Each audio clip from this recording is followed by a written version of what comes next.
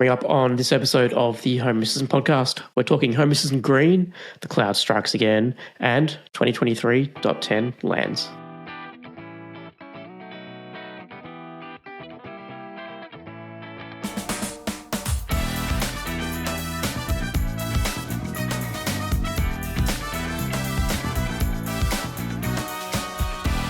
Hello and welcome to the Home Assistant podcast. My name's Phil. Joining us as usual, I've got Rohan. Rohan, good morning. Good morning. All right. As usual, this episode of the Home Assistant podcast is sponsored by Home Assistant Cloud by Nabu Casa. Easily access your local Home Assistant instance remotely for a small monthly fee that supports the Home Assistant and the ESP Home projects. Configuration is done via the user interface, so no fiddling with router settings, SSL certificates, or any YAML. Rohan, October is here. Home Assistant 2023.10 is here. Yes. But before we can catch up on all that, we have things to catch up from last month that sort of came out. So Home Assistant turned 10 in September, and as part of that, a few things came out. So we've got a new bit of hardware. So we've got the Home Assistant Green was announced. I think this is like the answer to the like Raspberry Pi issues, that are currently going on in terms of, if you just want to buy a Raspberry Pi, you can't. It's really hard to do at the moment. Yeah. They've got the Home Assistant Green. It's a 1.0 gigahertz quad core ARM processor, little self-contained unit. It's got 4 gig of RAM with 32 gig of eMMC storage, so no SD cards to worry about. A little bit of storage there, 32 gigs. I don't know. Do you reckon? For what Home Assistant is, it's more than enough. But I think once you start adding add-ons and all that, you might run out of room fairly quickly. Yeah. But, I guess, so yeah, the Home Assistant Green, it's being positioned as your entry into Home Assistant. This isn't meant to like if you've already using Home Assistant for a few years and you've got a nice server at home, like Rohan's got his server room back there, this isn't the device for you. But if you are trying to get started with Home Assistant, or maybe you want to get a friend or someone involved in Home Assistant, give them a little Christmas present, I don't know if you have Santa sacks where you are, Rohan. We call them stocking stuffers. There's little presents, little mini presents. This might be one for you. I think it's $99 US. It's priced basically $100, which is a good. I don't know if that's a stocking stuffer present or like a present, right? But depends how much, if you like the person or not, right? Yeah, how much you like them, right? But even like if you want to have a little box at your parents' place for getting them some home automation stuff, things like that. Yeah, it's pretty cool. And Phil, you kind of touched on a little bit, right? Where you don't. It's not based on the Raspberry Pi. It's actually their own hardware. So unlike the Yellow, which is, it relies on the compute module or CM4 for the actual device. For the brains of the device, this does not. So meaning hopefully it's not subject to those same kind of supply chain problems that Raspberry Pi has been having forever. So that's what might be nice here. Yeah, I certainly hope so. But yeah, I think we are very lucky. Nabu Casa is sending Rohan and I a couple of units. I think they're going to arrive just a couple of days after we're recording this today. So always the way, time-wise. So I would have loved to hold one up for everyone here that's watching on YouTube. But I do think it's a great little bit of hardware, to get Home Assistant out to people. I think it's competitively priced at $99. It doesn't have Wi-Fi in it, and I think Paulus did describe that as an intentional decision. That the backbone of your smart home should be Ethernet, not Wi-Fi. Yeah. I don't disagree with him entirely there. I think Wi-Fi is reliable enough that the fallacy is no longer necessarily true. But for this one specific thing, I think that there may be some value there, especially if you're doing things like pulling stuff from a NAS or something like that. Yep. Just gives a little bit of quality in that sense, right? Not that Wi-Fi these days is slow by any means. So, but yeah, I agree. The biggest selling point for me for this device, and something that I really appreciate Home Assistant doing, and it's part of their whole sustainability and trying to reduce waste in the smart home space. If you decide that you no longer need Home Assistant to run on this device, there is actually, I think it's an SD card port that you can plug new firmware into it. So I think you can just plug a whole new wipe Home Assistant completely from the device, and it becomes completely yours.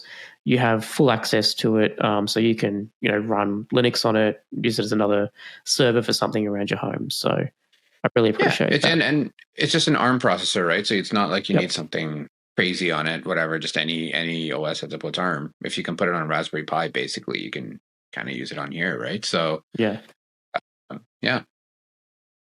think it's great. So I think it's already available online. So homeassistant.io, you can order that. Get it in time for Christmas if you want it. Any other thoughts you got on it, Rohan? No, I mean, I think it's pretty cool. Again, like I said, or I guess you said it, like it's more of a new entry level device, right? So for myself, I could see myself using the yellow more than I could see myself using the green. Yep. Which again, a little more customizable, has a little more punch behind it, right? From a power perspective. But a couple other things to note too is the green doesn't have, unlike the yellow, which has like a Zigbee thread radio built into it. It's basically got a Sky Connect, Home Assistant Sky Connect built into it. This does not, right? So this would require an external, something like a Sky Connect, or even if you use like a Conb stick or something like that, you'd plug it into this device. Right. So, but you know what? I think for the price point, if I was to buy a dedicated Raspberry Pi for this over this, I think for the bit of a premium, I think I would probably pick this. And it's just way easier to find as well. Right. So, and I think, Sky Connect's only $29 as well. So you're 130 in for a Zigbee and Home Assistant dedicated box. It's pretty, I think that's pretty reasonable. Yeah, exactly. And listen, it's not like and if you already have a Pi or whatever, it's not like Home Assistant's dropping support on those devices, right? That's still going to be supported. This is just added to that lineup, right? And I think there's a bit of confusion there. Like, even if you look at the FAQs, I was looking at it last night, and it's exactly the same thing, right? It's like, we are not dropping support for the Raspberry Pi, right? There's no need to revolt. Like, it is, and look, the Pi is at a price point, which is obviously lower than this, but this includes a little bit more, right? So I think it's just a trade off there, and it comes built in, so you don't have to sit there and image your SD card and do all of that stuff. Especially if it's like for somebody not super technical, or it's somebody's first time getting into home automation, this is a great. If you're time poor, I've come to starting to really appreciate things that are just already done for me, right? Being able to buy a device that's got Home Assistant OS, I just plug it in essentially and Home Assistant OS turns on. Yeah. I love it. And with the new onboarding stuff that was introduced in 2023.9, it's going to be amazing. Yeah, exactly. So on that too, I mean, we're talked about, where this differs from the Raspberry Pi 4 and stuff. We also got an announcement today not today, I guess yesterday, I heard, at the time of recording, for the Raspberry Pi 5, right? So, they're accepting pre-orders on ton of sites, stuff like that. They're saying it's shipping worldwide by end of October. Looks like it's gonna be a pretty decent spin of the Raspberry Pi family there. So it looks like it's getting a 2.4 gigahertz quad core, 64-bit ARM Cortex A76 CPU. Nice. Yeah, I know that they actually made the chips themselves, like they designed the chips themselves or things like that, right? Which is really nice. It's got an HEVC decoder in there. I think it had it before as well. I know it did H264. I didn't know if it did 265 or not, but one thing that looks kind of lackluster is the dual band 802.11ac Wi-Fi. I don't know. As someone in I was technology, just there's about to say, newer here comes the standards out there. networking guy. It's there's newer standards out there, but they did look at. I think they upgraded the network ports on there too. So I saw on something saying that there's a 10 gig Ethernet port coming, but I'm looking at their announcement right now on RaspberryPi.com, and it says that it's gigabit Ethernet with PoE Plus support, which requires a PoE Plus hat. I feel like that's wrong, but maybe I'm wrong there. And because there is a new hat coming out in 2024 to do PoE support, I believe. Yeah, which would make sense. I mean, there's always been a hat for PoE. It's just it required that extra hardware, which is outside of the device itself, right? But yeah, that's I don't know. That's a pretty cool. And again, I think they're going to have 4 gig and 8 gig variants. Yep. Somebody on a chat somewhere was saying that, hey, they heard that there's going to be a 16 gig variant too. Maybe not. I don't know. That potentially might be I mean, it's already pretty pricey though. Like it's no longer a $30 Raspberry Pi, right? No, it's 60 and 80, right? Yeah. So 60 for the 4 gig, 80 for the 8 gig. I mean, if they come up with the 16 gig, maybe that'll be 100. I don't know. Right, but I think today, if you're looking for a Raspberry, like a Home Assistant box, would you go a Raspberry Pi 4 or wait for the 5? I think you would get the 4. If you would, I wouldn't necessarily. I don't think 5 is a big enough upgrade. I think there is. I think there is some value there because I think you're just on a couple of intro YouTube videos I was watching last night. They're saying that it is far more powerful. Like so to me, you can run more containers on it. You can do a lot more things like that. Yeah. And again, I think right now the RAM might be a limitation there, right? Not that if you're running like a supervised Home Assistant install or like the OS on there, I think it is pretty efficient and stuff like that. But depending on what else you're throwing at it, that could fill up pretty quickly, right? So personally, I think if I was to get the 5, I think I'd do the 8 gig variant right now. Because then I can run a bunch of stuff on it and just have it all contained to that one little box rather than having to buy multiple Pis now and this service here, that service there, that kind of thing. It's just at least for my home automation stuff, right? I think that's what I would. But comparing it with the green, right? I mean, processor wise, the Pi 5 is better and so on. But I don't know. I feel like the green is listen, the green's available, right? And that's a big difference. Pi 4 is not. Again, I've pre-ordered my yellow, which again, like I said, relies on the compute module. I've pre-ordered that, I think in February or March of this year, and it still hasn't. Like it's gotten kicked out a couple of times. It's supposed to be in August, then it's supposed to be. It was supposed to be, I think, beginning of this month, so September. Now I'm seeing end of October. I'm hoping it comes in at that point, but I don't think it's anything other than just the availability of the high compute modules, right? So I don't know how the 5 is going to be, but I have been told if you want it, go pre-order it right now. There's a variety of sites selling it. I don't know. Yeah, I actually saw a site list it before they even announced it. So. Oh, really? Yeah.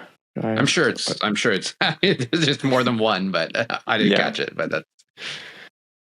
So there you go. Yeah.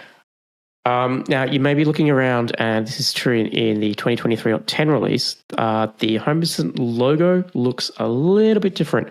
So, as part of the 10-year birthday, Home Assistant did launch a new logo. So, that's now live on Discord, in the Home Assistant website.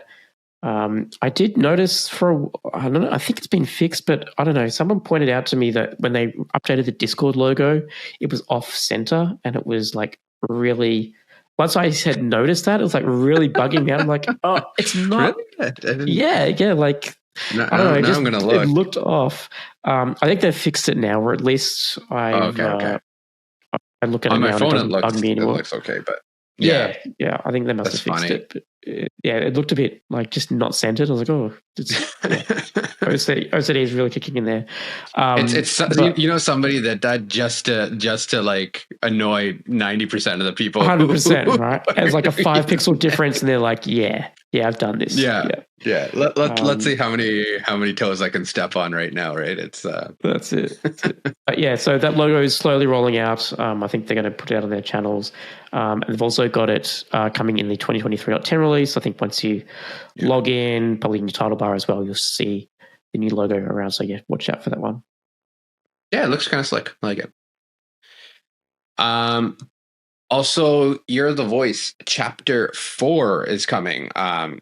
It's funny because on when we were on the creators call, Phil, you and I joined separate ones, but the one I was on during the day, Paul has mentioned that he was like, it's been a bit of a while since we've had a Chapter 3 update. In my head, I was like, really? I feel like Chapter 3 was like 3 weeks ago. Like, yeah. I don't know. Maybe in my head, I'm like, wow, these guys are like going super fast. But October 12th will be a live stream event talking about Hear the Voice Chapter 4. As we discussed, I mean, this has been a priority for the Napukasa team, as well as the home assistant core development folks, and Michael Hansen, who we've had on the show in the past, right? And if you haven't seen it, check it out. It's actually a really good, good episode where Mike talks quite a bit about what their longer term plan is, and where they're trying to get to with a lot of this stuff. So I think it's pretty neat. Yeah, we'll leave it there. Don't want to ruin any surprises. I think October 12th is going to be when that event is. I haven't seen anything at the time of recording. I haven't seen anything on their site with just about it yet. But I did get permission to say, hey, we're gonna this is when the data is. It's coming October 12th. But yeah, there will be announcements. Their usual time. So morning for me in Australia, like ridiculous time, but I think afternoon, sometime that'll work well for Europe and the US. So that's fine. Yeah. All right, so 2023.10 is here. Yeah. Let's break that down. So first of all, there's new tile features available for the climate and select entities. So in your dashboard view, there's now new buttons you can add for these entity types, so climate and select entities. So select entities, you can now actually have a drop-down show right on your dashboard, which is really cool. Mm-hmm. And for climate, there's a whole bunch of little buttons that you can add against the card. So rather than having to click a card and then bring up the more info dialog, for example, if you want to turn, maybe the oscillation of a fan off or on, if your climate device supports that, or if you want to set the mode, you can basically customize all these different buttons that can be there. So that's a cool little feature there. Yeah, I actually want to update mine with that one. I'm using some custom card right now, which I do like, but I actually really like the default file in there, so that's pretty good. What else is going on in this release? Map entity markers. So now you can customize a lot of the entity markers that come on the map. So maybe, like, for example, instead of like maybe my initials, maybe I'm going to say, hey, you know what? I want to know the charge state of my car, because that could be an entity in the map, right? So instead of that, give me like a numeric value that says like, I don't know, it's 80%, right? Battery, whatever that is. So you can customize it to those things, and then hide some entity markers on the map as well. So I think it's pretty nice.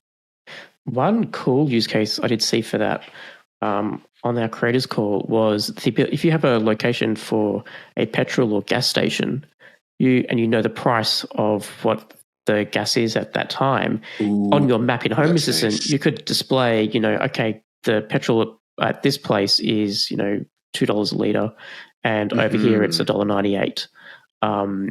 And that way, I guess, in your automations, you could decide, okay, let's drive to the one that's got the cheapest, which you could already do without this map update. But being able to just visualize, or maybe on your commute to work, where's the best place to stop off and get petrol that can save me some money. Yeah, I really like that. That's actually a really, really good use case. There's a lot of apps that feed that kind of information too, right? Like in Canada, we have one called Gas Buddy that basically and you just have to scrape their API or data, website. Right? Yeah. I wonder if there might even be a native integration. I haven't seen one, but maybe there is. But that's actually pretty cool. That's what happens when you show up 30 minutes late to the creators calls. You miss cool stuff like that. That's why I shouldn't do that. That's it. Password managers. If you're like me and you utilize a password manager, and you really should from a security perspective, you should now have more of an ability to use that to log into Home Assistant. So in the past, I don't know what it is. Maybe this is fields, the way the fields were built or something like that. Didn't allow for password managers to properly populate those values, like your username and password, those kind of things. Now we can. So there you go. You should use a password manager. Please start using one. If you don't already, please don't use the password, etc. I don't know what it is, but I've used Bitwarden and I've never had an issue with the password not filling on the login screen. So maybe maybe the Bitwarden is just better password manager than whatever is out there, or I mean, it's a free open source one, right? So there's a lot of people that might be contributing. I don't know. Yeah, it's. All right. So there's new image fit modes that are coming to Home Assistant. So right now, if you've got an image card on your dashboard, it will try and display the image as best as can in that little box, right? So I think the current way, the current terminology it's used for is called cover, which is defined as the image keeps its aspect ratio and fills the given dimensions. The image will be clipped so it can fit into that box. There's new options now becoming available. One of those is, for example, called contain, which is defined as the image keeps the aspect ratio, but is resized to fit within the given dimension, so no clipping occurs. There's going to be a whole other bunch of rules that you can select from. So this is cool if you've got a camera in a certain aspect ratio, but your dashboard is different and you don't want clipping to occur or anything like that. So just adding a few little tweaks there to how you can display things on your dashboard. HomeKit receivers. So now the HomeKit integration now supports media player receivers, which is I think been anticipated for quite a while. So it basically expects the receivers to be paired in accessory mode, and then those receivers that were paired in bridge mode, you should have to re-add. You'll have to re-add them in accessory mode, but there'll be documentation around that, and Rainbird now gets the calendar integration. So if you have a Rainbird irrigation controller linked with Home Assistant, it can now display your irrigation schedule on the Home Assistant internal calendar, which is quite nice, actually. And Life 360. So there's a new button entity that you can use to manually pull location updates. So let's say, whoever you have on Life 360 is somewhere else, and you're wondering where they are. You can click it, and it'll pull an update of their location, which is. And because it's a button, you can also automate against that, right? So if your phone joins a certain Wi-Fi network, you could then fire off a automation to say, "Hey, push this button in Home Assistant to then poll the updates." So. Yeah, exactly. Was it you that uses it, Phil? I know that we've had a few people on here that use Life 360. I don't, but. No, I think it's a subscription model. So I've tried to avoid that. And I think, I don't know what the appeal is. I think for me, if Life 360 is just to see where people are, the Home Assistant app in itself does that, right? Like I can see where my wife is, where I am, based on a map in Home Assistant, right? So I don't need another tracking app to do that. Yeah, exactly. I mean, I think it has other stuff too. Like I thought it had like safety stuff or something like that. But which might be a selling point for like, if you've got kids and stuff. Makes sense. Yeah. All right, new integrations. Apple WeatherKit is here. So now you can track the weather using Apple's WeatherKit API. Now, for those playing along at home, the WeatherKit API is actually Apple's replacement for the Dark Sky API. Dark Sky API, which was free, now costs a Apple developer's license, which is about $99 a month, I believe, US. So if you are paying $99 a month to Apple for a dev license, maybe you're an iOS developer or something, you can now access Apple WeatherKit with Home Assistant. Yeah. I guess if you're paying it already for other stuff, then great. Yeah. I don't know that weather information is worth $100 a month. I think it's $100 a year, probably, but or $100 a year, whatever. I wouldn't pay $100 for weather information. Yeah. Maybe. I don't know. EcoForest. If you have an EcoForest fireplace, you can now monitor and control said fireplace. There you go. EcoForest fireplace. Okay. Yeah, maybe that's not the best name for a fireplace as naming it forest, especially as half of our forests are like burning at any given time. So yeah, that's just me. Oh yeah. No, but not being a depressing podcast. This is a fun podcast. I know, right? I don't know how we got here. I apologize. All right. IKEA Artisan Desk. You can now connect and control the height of your Kia Artisan motorized desk. I'm assuming this is native in Home Assistant because I'm already controlling my desk via ESP Home. So this must be via Bluetooth integration. I'm guessing you're doing the exact same with your desk. I haven't, because I have an app. It's like a third-party app on my Mac that I use to control it. But I've been waiting for this, honestly, just because all of my ESP homes right now I'm using for, and I just didn't want to add extra code on there and weigh it down, that kind of thing, right? So I've kind of been holding out for the BLE functionality natively in ESP Home through Bluetooth proxy. So I've been anxiously waiting for this one. I'm pretty excited because my big thing is I do have one of those desks, and Phil, I think you do as well. Yeah, and I always forget to stand. So it's literally, it's not a sit stand desk, it's just a sit desk at this point. It's a convenient height adjustable sitting desk. So my plan is actually have it so that it automatically goes up and down, and I can tie that to like to my WebEx account, just make sure I'm not on a call. So it's not like I'm not on video and I'm just like all of a sudden like, hey, like trying to like get up or whatever while I'm on a call presenting to somebody. But so that's what I'm kind of hoping to do out of it, and just get me to stand more, which is something I've been trying to do, but I genuinely just forget that I have a sit stand desk because it's totally feel it's discreet enough that the little paddle that comes with it is just far enough away that I'm not looking at it, right? So I can excited for that one.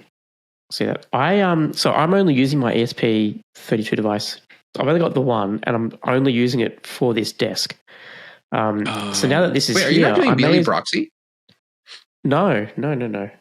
I'm just running I think it uses MQTT, like it introduces the desk as a cover into Home Assistant. So I think now I'm going to put the proxy onto that device and push it over to Home Assistant as a native integration this way. That's my mission.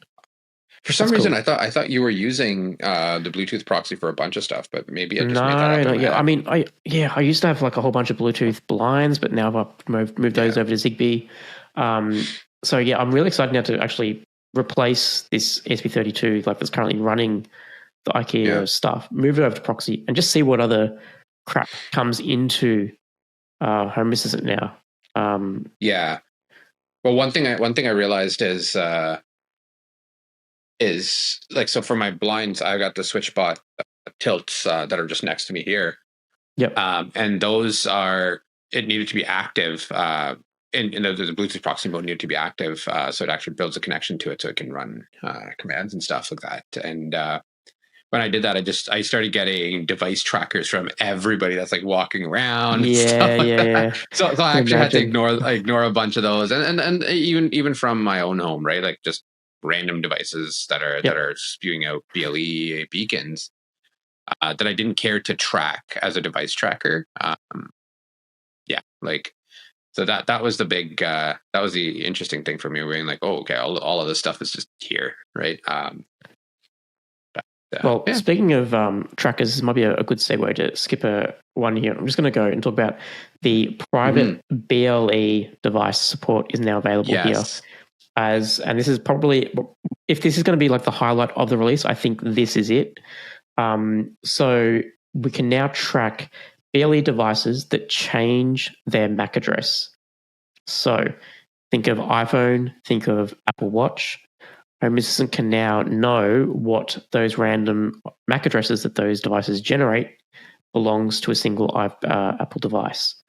Now, it does require you to go into Apple settings and find the algorithm or the unique way that it's generating these random MAC addresses and tell Home Assistant what that is.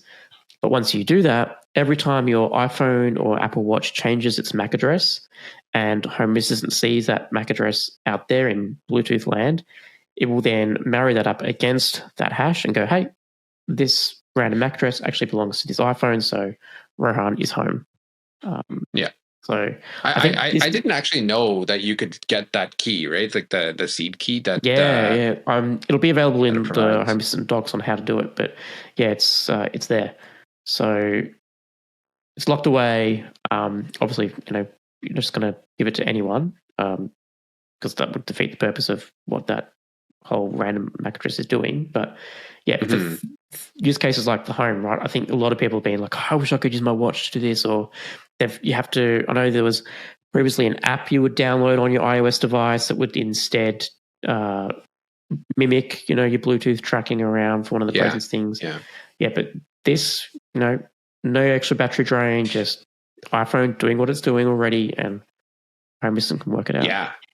I mean, if I can have it natively in there and I can avoid having an extra app and those kind of things, then that's beautiful, right? And the nice thing is, because Home Assistant isn't like this public whatever service, right? It's not like you're putting that seed key into some random website or something. It's in your house. It's that kind of thing, right? It's local, and so that's good. Then you've got multiple proxies around the house. You can, if you're in the bedroom or if you're in the kitchen, as long as your watch is sending, a location to say you're here, then you can have presence. Speaking of Bluetooth, Medcom, they make some radiation monitors that you can now add in through Bluetooth. There you go. And the SwitchBot Cloud is now here. So you can now control SwitchBot devices using the SwitchBot Cloud API. I think we were discussing this in the creators call. SwitchBot, you've got we've got Bluetooth support. There's now cloud support.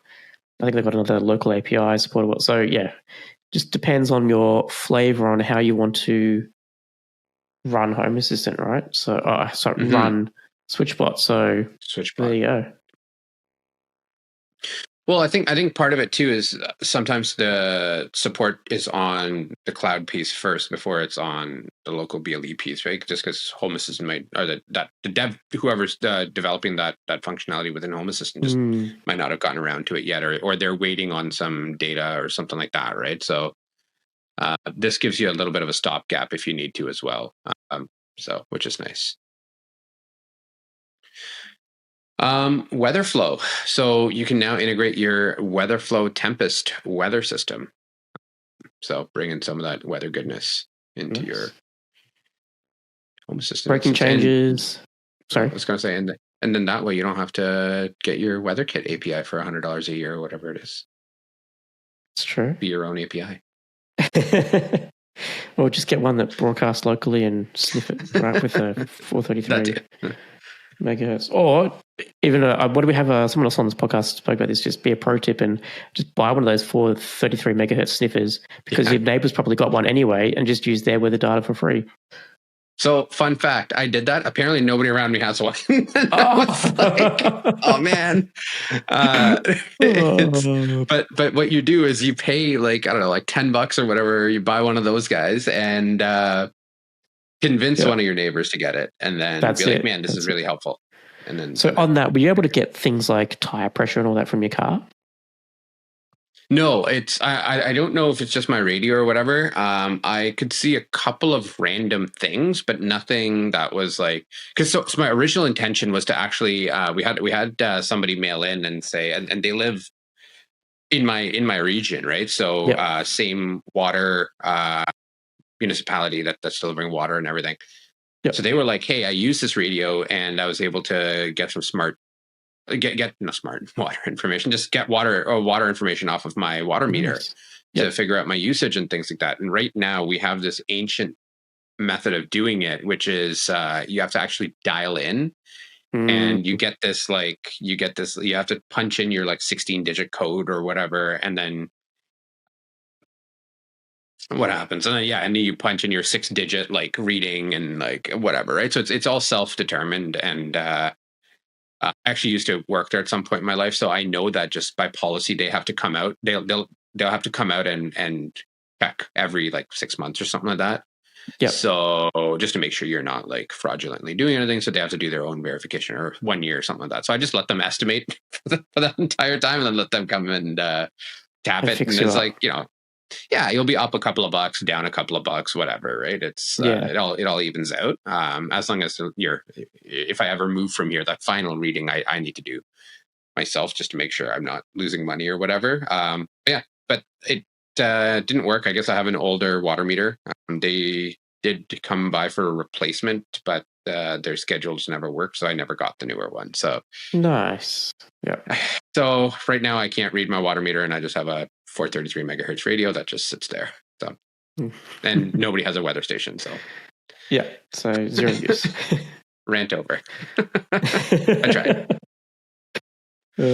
Cool. So, breaking changes in 2023.10. Z-Wave obviously requires a version bump. So, if you're running Z-Wave JS, make sure you upgrade the container. Home Assistant OS should do the upgrade for you. But any other flavors, you just need to make sure you're running that latest version. Neat. Backup names. So if you're on a supervised version of Home Assistant, so the default names given that backups are created are hasio.fullbackup and hasio.partial_backup. So it's no longer the UTC date and the time the backup was initiated, but instead it's going to use a local time and date that the backup was initiated. So if you're reliant on those, there will be a bit of discrepancy between your while a version change happens. So there might be a bit of an overlap or a bit of a gap depending on where in the world you are between UTC and your local time. But just make note of that. Yeah, Rohan, it is we're 10 release episodes into the year, and I don't think we've ever had to play this year. And I thought we were going to have a year of without needing to play this. Yeah. And but here Philips Hue, and here it comes.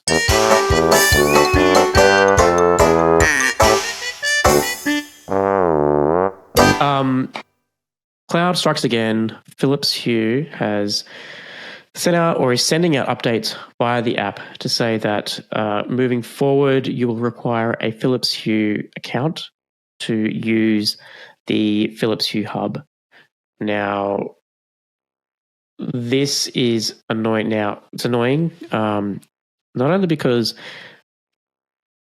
one, why should I need to give you my data, right? Why should I need to give you my email address to use your hardware that I've been able to use for years without doing it?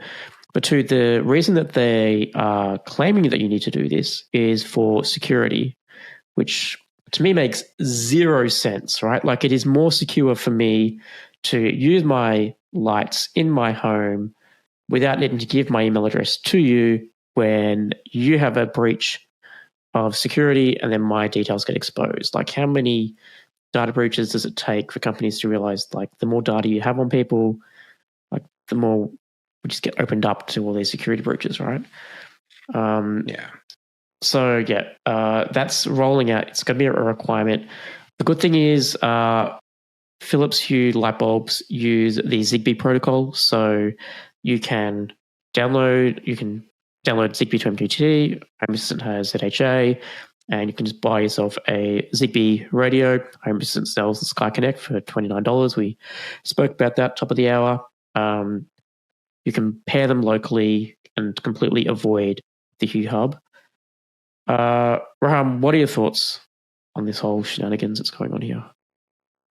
Exactly the same as yours, right? I think it's backwards. I had the same rant when Belkin did the same thing with the Wemo series, right? When it used to be all local.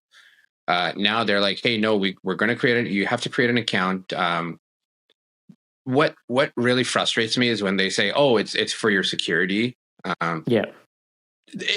Fine, if that's the case, and if you genuinely think that you creating a account with my information and so on and so forth, and creating a reliance on cloud is for my security, then explain how, explain why. What are you doing in the backend that's making it more secure, or how is it currently that's insecure?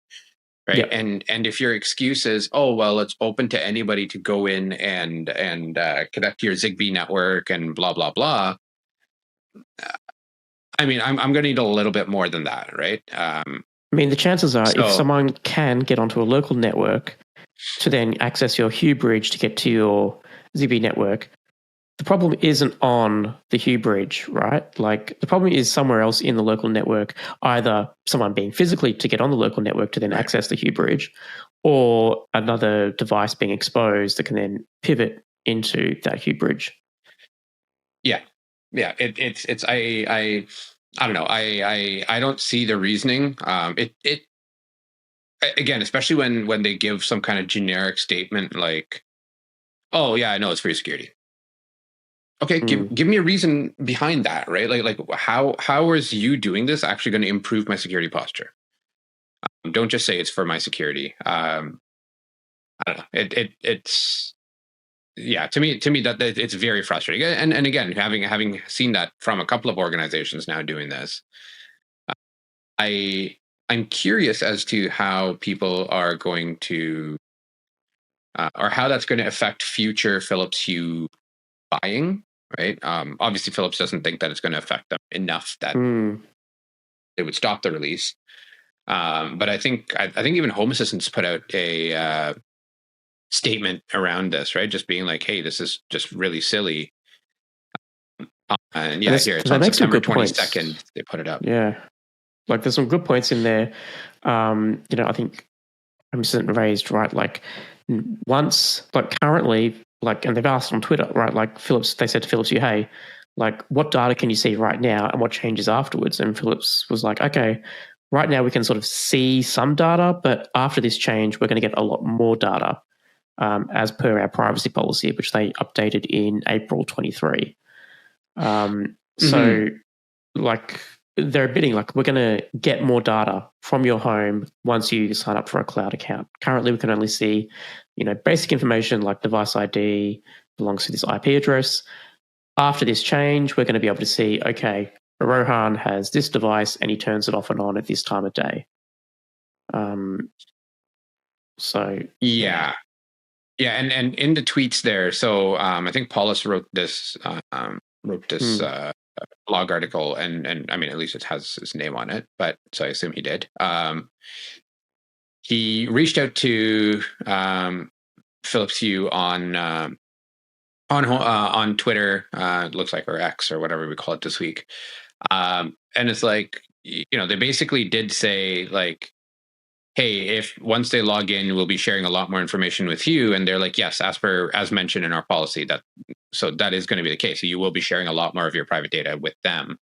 And their response effectively is, we're sorry you feel this way. As the features we develop grow, so does the need for more advanced security. To keep your accounts and products secure and ensure you get the most out of our system, you'll need to create a Philips Hue account soon. Um, yeah, I again, like I said, it's for advanced security. What the heck does that mean? Right? Explain to me why if you're going to take more of my data, how is that, where is the greater good here? Right? How is Yep. that better than my lights being insecure? Right? So On yeah, and I effectively a think private Zigbee network. and this might be uh, a lesson to other companies in not how to handle this rollout. And I think what's happening here is that Philips Hue are just on this path, and people aren't responding. Like there's a lot of critique coming at Cube on social media and that saying, "Hey, why do we need this?" And they're just giving canned responses, right? Whereas we actually need some reasoning behind, right? This is the time for Philips to come out and say, "Hey, this is why we need to do it." And I suspect, I have no idea if this is true, but I suspect what's happening is like Philips have just announced a whole bunch of new devices coming into their Hue lineup. So you've got cameras, you've got smart door open close sensors, right? Not your typical light bulbs. And for things like cloud record, maybe they're going to have like recordings of like cameras on the Hue bridge, right? And they want to be able to lock that down. Maybe you do need an account for that. That makes more sense. Like if that is why, or if that is how things are being more secure, then Philips needs to come out and say, this is why it's more secure. Right now, it's just, oh, it's more secure and this is our policy. Like, Yeah. no, And what are you tell us doing why. to make sure my data is more secure on top of that? Right? Yeah.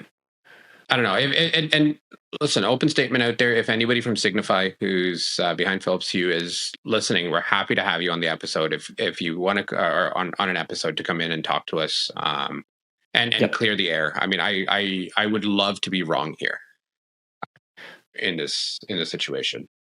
What's interesting, this isn't the first time Philips Hue sort of has had to back away from something. Not that they're backing away this time, but there was a few years ago, Philips Hue decided to start locking out third-party Zigbee lights from their Hue hub.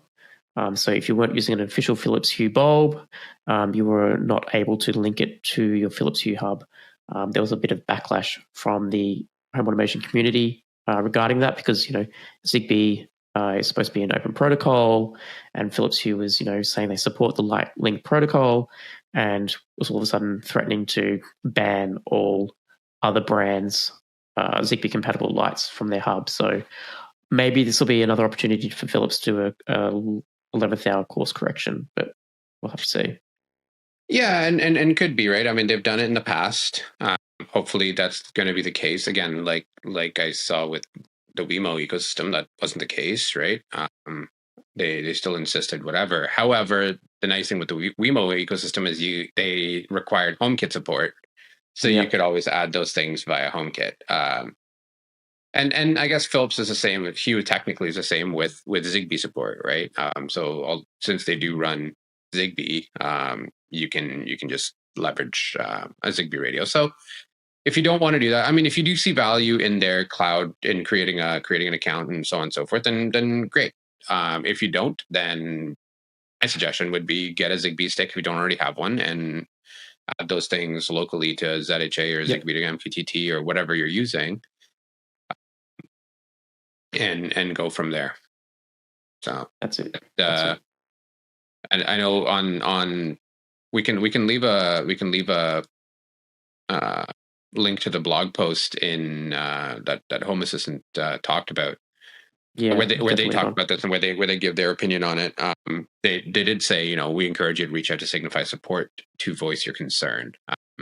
So and I think I would be the same. And if anybody gets a good answer as to why, like, hey, this is why we're actually doing this, please let us know.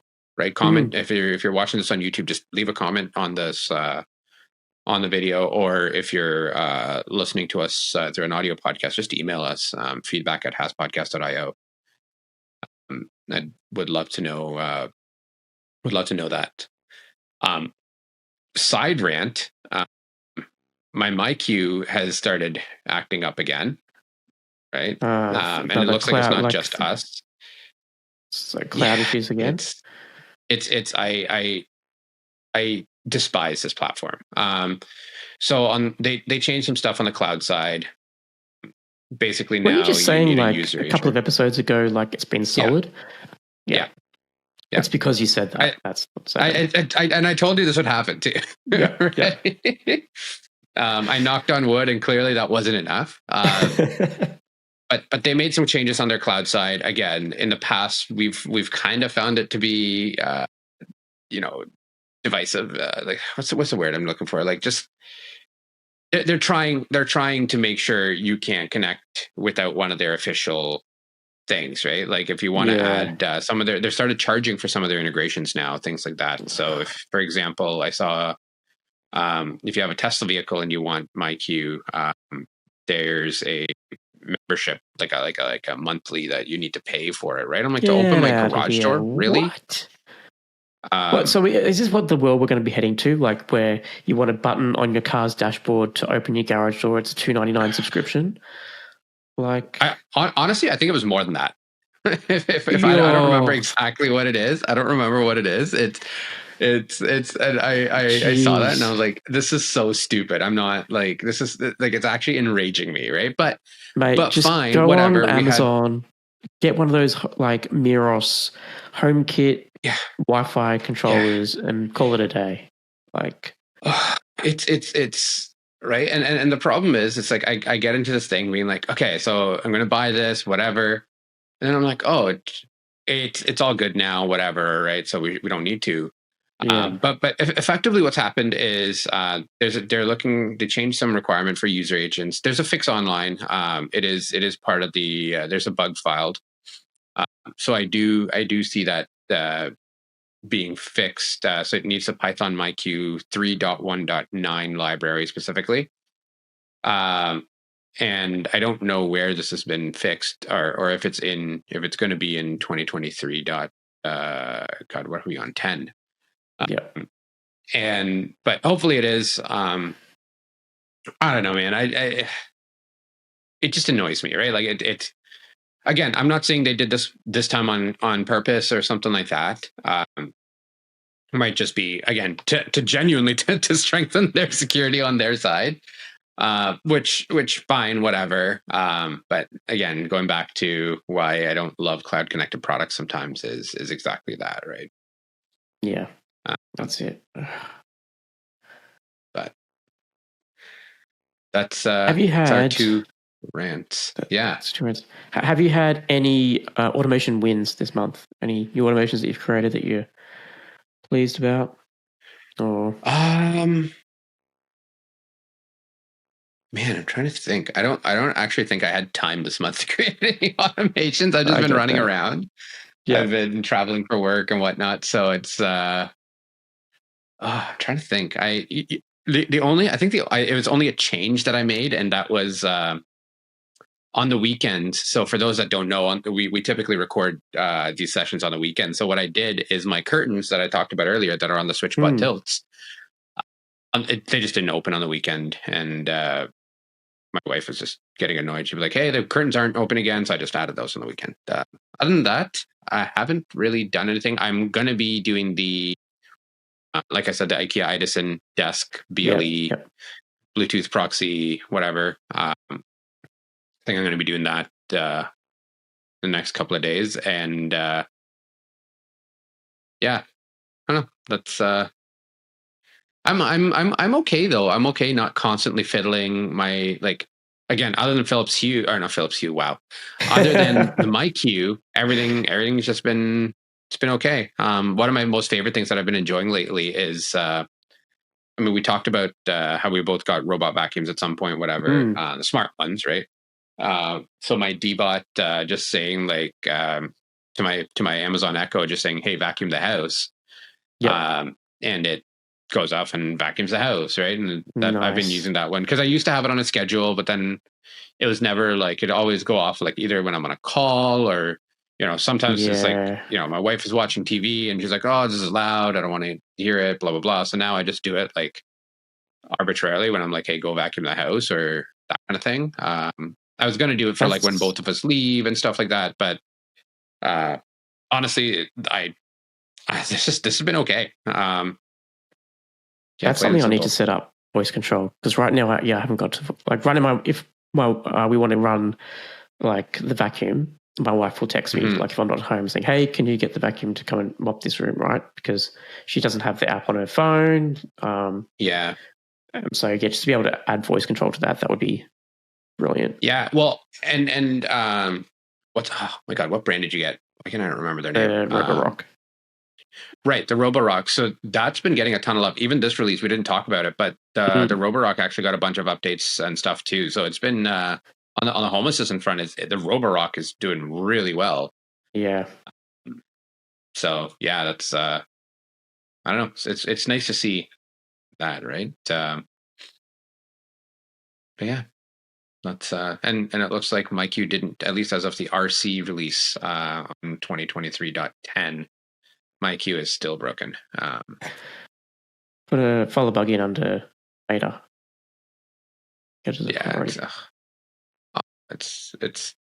in, it's closed, it's fixed. It's just a matter of when it'll get merged, right? So yeah, I'll wait it out, but yeah. But so I had an automation win. Yeah. Okay. I want to hear this. So I have a Android phone with the Home Assistant app running, right? So I put it on my bed has a built-in like wireless charging pad, so that I could just put my phone inside on the nightstand and it charges, right? But it's really dinky, right? Like the phone has to be on at the exact right spot, and if it's not on that spot, it doesn't charge, right? And so when I get into bed, I will ever so slightly position it right onto that perfect one little spot, and then get into bed. It inevitably moves at some point in the night, and the phone doesn't charge, right? Because it's fallen off the pad. So I have a Philips Hue. I have a Zigbee light in the room, and what I've done now is that when my phone goes on charge, now the Home Assistant app will see it's on charge. It will go, okay, you're starting to charge. If after that point the phone gets removed from wireless charging and it's between sleeping hours, it will turn a light in the room on red, so it doesn't wake anyone else up. So that I can then see before I fall asleep, hey, why is there a light on in this room? I can then move my phone. As soon as it gets back on the charge, the light turns off and I know, okay, phone's charging. And that has saved me waking up in the morning to an empty phone battery. Nice. Okay, that's kind of cool. I mean, it's hopefully that never fails and changes color and it's like bright white and it's just like at 3 in the morning. You're just like, oh my god. Yeah. But that's funny. And another one I've done similar, like using similar logic. I'm going into the office like variable days at the moment, so that dictates I need an alarm some mornings I don't need an alarm, but the last thing I want is to go to bed and forgetting to check the alarm has actually been set, because Home Assistant is now controlling that alarm through Sonos. So when I put my phone on that charging pad, it'll wait 5 seconds and then it will check my Sonos and say, hey, is there an alarm set for 6 a.m. tomorrow? If there is, it'll just briefly turn that Zigbee light on for 5 seconds to a different color. I think it's purple, and then turn it off. So I know, okay, light just turned purple. That means the alarm's set. I can go to sleep and know I'm going to get woken up in the morning. Nice. That's cool. So I like that. They're my little automation wins for the month. That's cool.